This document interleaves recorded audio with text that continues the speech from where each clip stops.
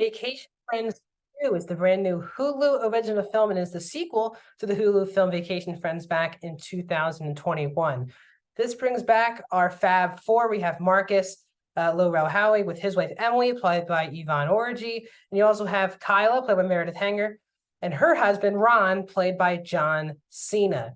The story for this movie is that the four of them were going on this trip to the Caribbean, but Marcus did not tell Ron and Kyla that Marcus is trying to make a deal with these people at this hotel for his construction company to work side by side with this very fancy hotel and resort in the Caribbean. But what they don't know is they get surprised by Reese Hackford, Kyla's own father, played by Steve Buscemi, who was recently out of prison, but is still doing some deals to earn some money. Also, one of the people that Marcus is trying to woo in this movie for his company is the VP of marketing for the hotel, Jan, played by Ronnie Chang. The film is an hour and 45 minutes and is rated R. Welcome back to a brand new movie review here on Mac Talk Movies. We're talking Vacation Friends 2. If you're new to the channel, please subscribe, ring the bell. I do movie reviews, TV show reviews, movie rankings, and every Monday, my box office breakdown show. So please subscribe, ring the bell if you're new to the channel. Comment down below. What are your thoughts on Vacation Friends 2? First of all, have you seen Vacation Friends 1? Did you even know there was even a Vacation Friends 1 when you saw this pop up on your homepage at Hulu?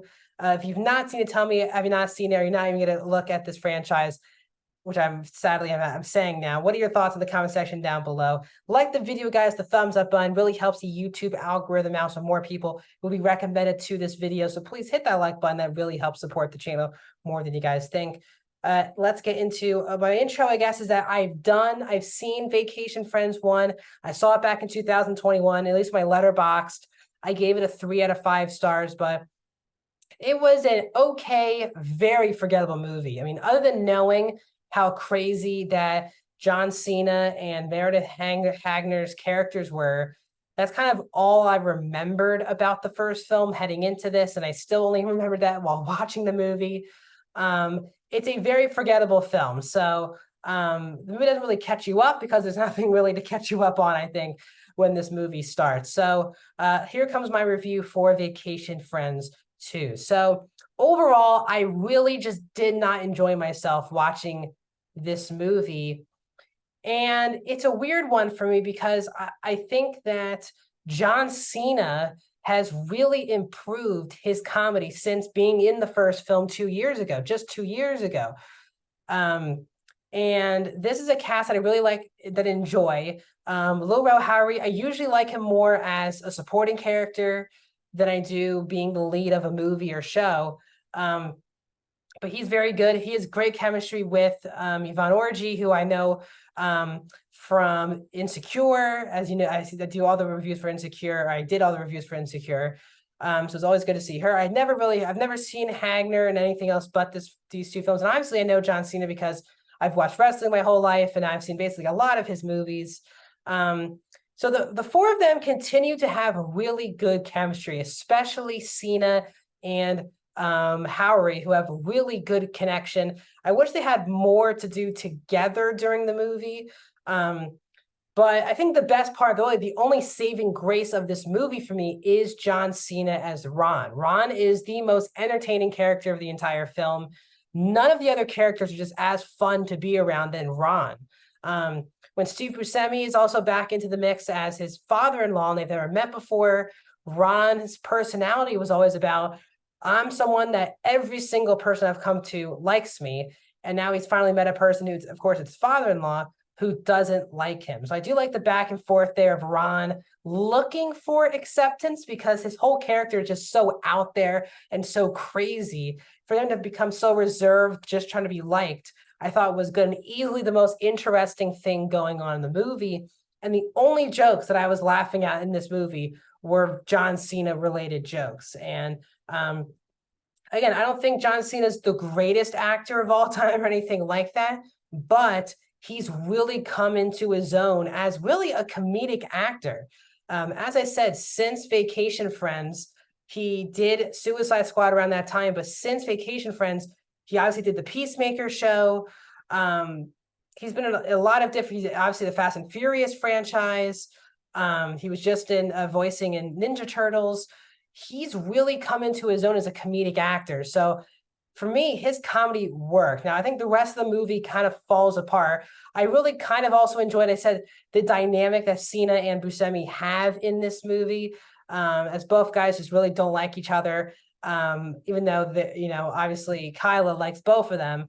It's a very interesting dynamic. Now, overall, as I said, I other than John Cena, honestly, this movie probably isn't worth watching for any type of reason.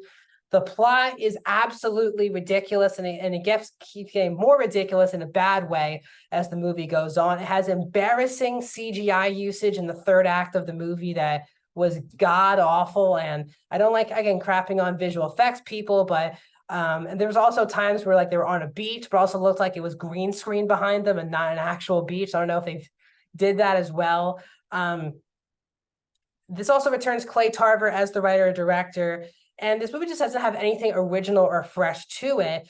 I think what the first film kind of worked for me enough was just they were just doing fun things throughout the entire movie. I really do compare Vacation Friends to I think Murder Mystery 2, which is another Netflix film that came out earlier this year with Adam Sandler and Jennifer Aniston. I kind of feel the same exact way of both movies. They're both pretty bad movies, but you can get a little bit of some fun of watching likable, famous enough actors, especially in this famous enough actors in this movie compared to Sandler and Aniston, but famous actors who are clearly just doing this to be on a vacation for a month or two.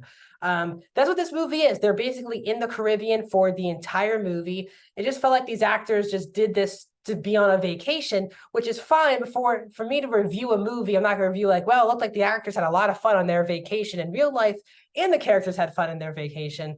I am not that type of person. So Murder Mystery 2 in this, I think, has some comedy that's going on that's sometimes good, but for the most part, not good. Some of the action, this movie does try to do some action scenes.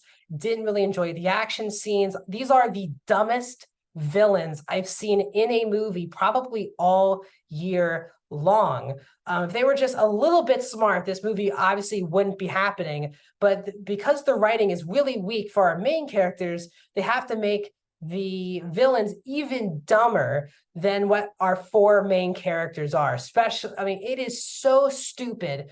The last like 45 minutes of this movie is just the villains doing dumb things, our people are for escaping, them getting back into trouble, our villains are super dumb, so they escape again. It's just like rinse and repeat, and it's so infuriating to watch people that are just so on purposely just dumb in the entire movie. And they don't need to be dumb by accident. Like, make them smart characters. There aren't enough characters where just logical. I'm just looking for logic in some of these movies. And I'm not asking for a lot. I know this is not going to be a great movie, but I'm just asking for logical stuff to happen. But it goes for the complete other end of the spectrum. The comedy really wasn't working. I didn't really care anything about Marcus trying to get approval for his business. It was cool to see Ronnie Chang, who I've liked in a lot of movies as of late. But it's a very forgettable role. The whole Murillo storyline played by Carlos Santos was terrible. And it was easily the most uninteresting aspect of the movie, as was a lot of the movie. So overall, there's not a lot to get into. It's a ridiculous storyline that has really too many subplots going on. The only thing I cared about was really John Cena as this character. So overall, I really did not enjoy myself watching Vacation Friends 2. I think it's easily one of the worst movies I've seen all year long.